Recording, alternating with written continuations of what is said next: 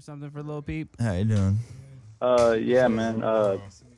We need you over here on the East Coast, man. Come to do a show over here, man. Poppin'.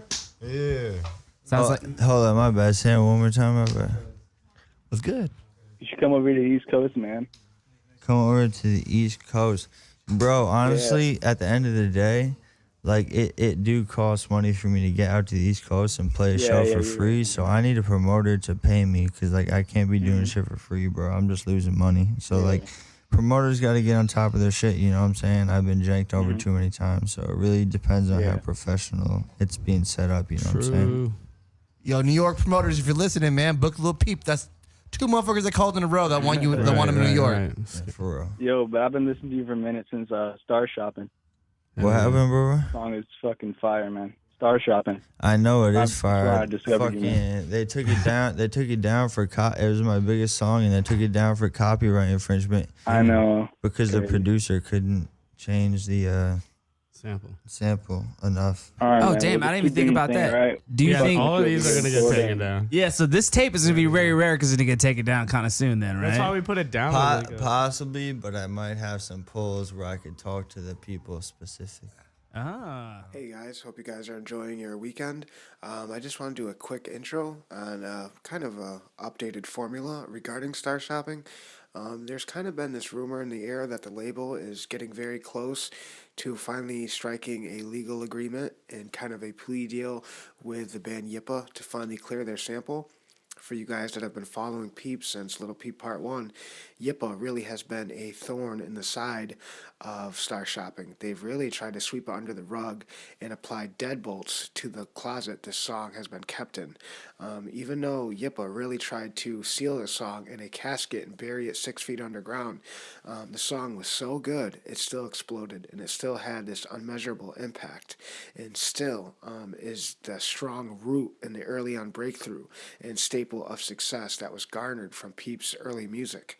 So like I said, Sony and Columbia said they are getting close to getting an official published release of Star Shopping.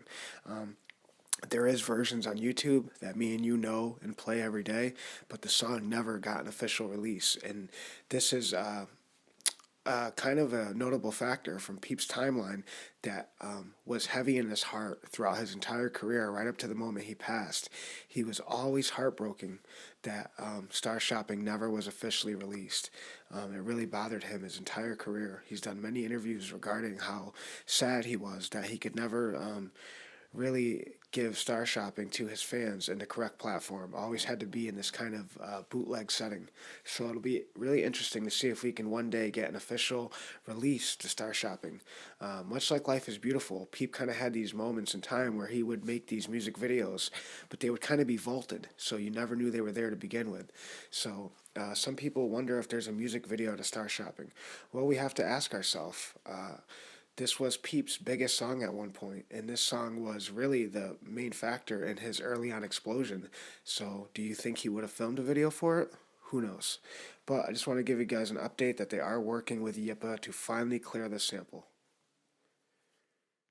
If you have 3/4 or more of $1, you could still use it. But a lot of people don't know that, but that's your fun. I'm strapped down, passing up on popular media until I pass out, until I grow up, till the road blows up. I wanna be there with you to watch it all close up.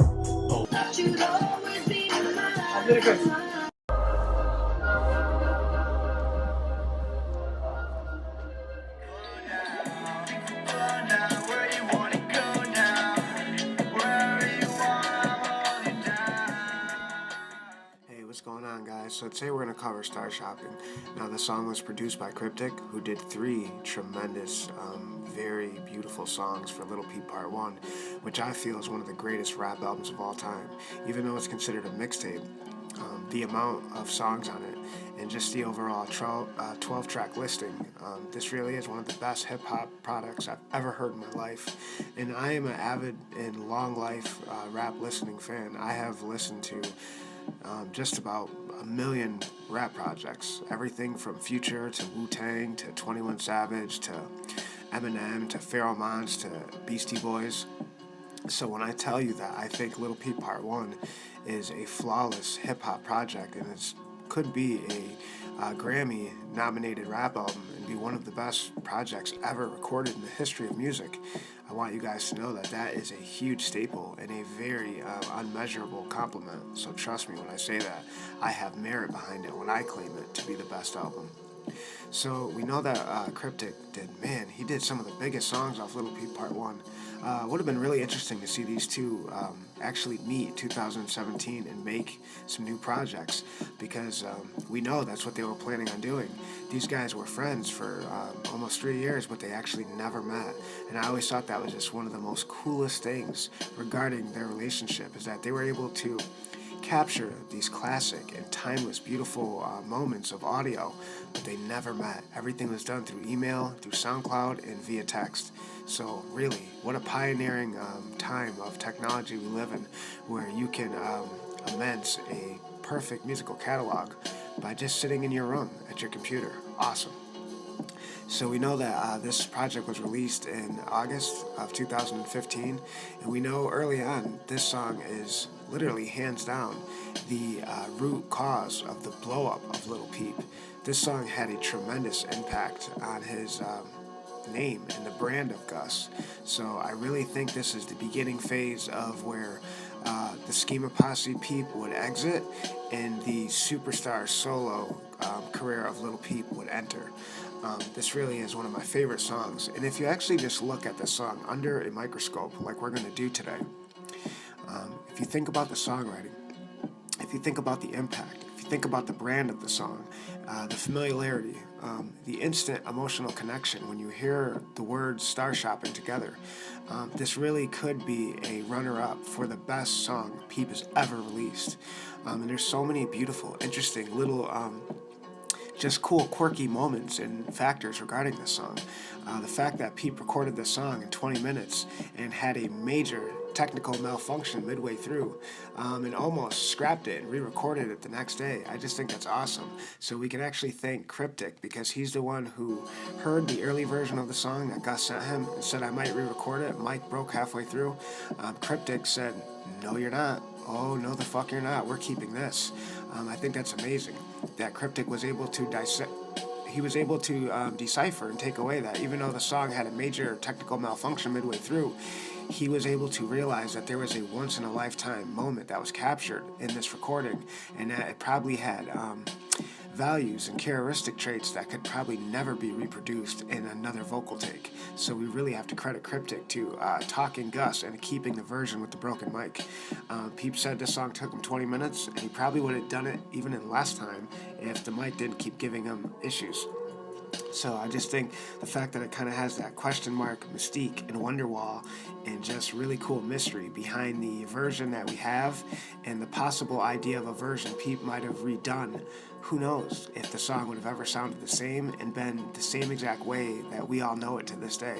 So what a little cool factor and little universe behind the original making of the song.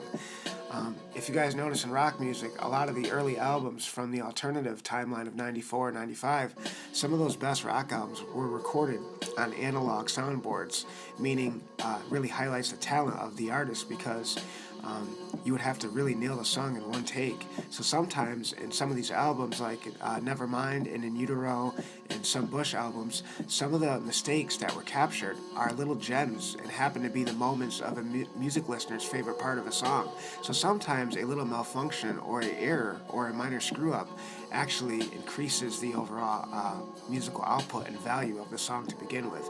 So the fact that this song had a little error midway through and it was still kept, awesome. I love that. So it's just crazy the amount of massive songs that Kryptik produced for this album. And I do really consider this an album. Like I said, I don't consider it a mixtape. It's just too much of a flawless project to be called a mixtape.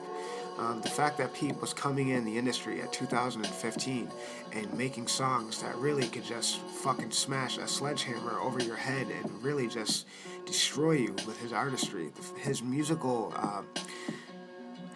he was just a mastermind at creating music, and I think the fact that he was this young and showing this much promise is fucking mind-blowing. It really is.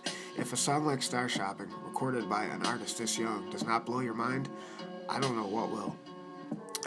So the fact that Kryptik did Nothing to You, he did The Way I See Things, he did Star Shopping, those 3 songs alone really embody the overall movement of Lil Peep Part 1.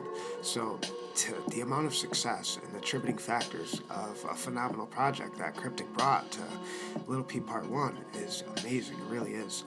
We also know that Kryptik was devastated by the loss of Peep, and he is a big advocate and a spokesperson for people that have issues with suicidal thoughts and drug dependency. So I just think it's amazing that he does a non-profit movement where he really tries to help people, because he was really affected by the loss of Gus and he really wanted to meet him. I did a whole video on Kryptik, so you guys can check that out. And I also want to thank Emma, because she really was in the right place at the right time that would equal the right song. R.I.P. Peep.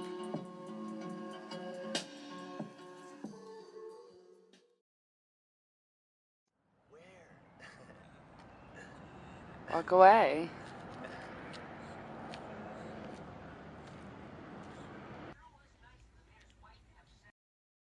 Gus. Emma, I was texting Ghost Man, I'm sorry. Stop it. You're smiling. You're not supposed to be filming. Cause we only have one conversation a week. Can I get one conversation at least? Shout out to everyone making my peace. You helping me preach, cause music's the only thing keeping the peace when I'm falling to pieces.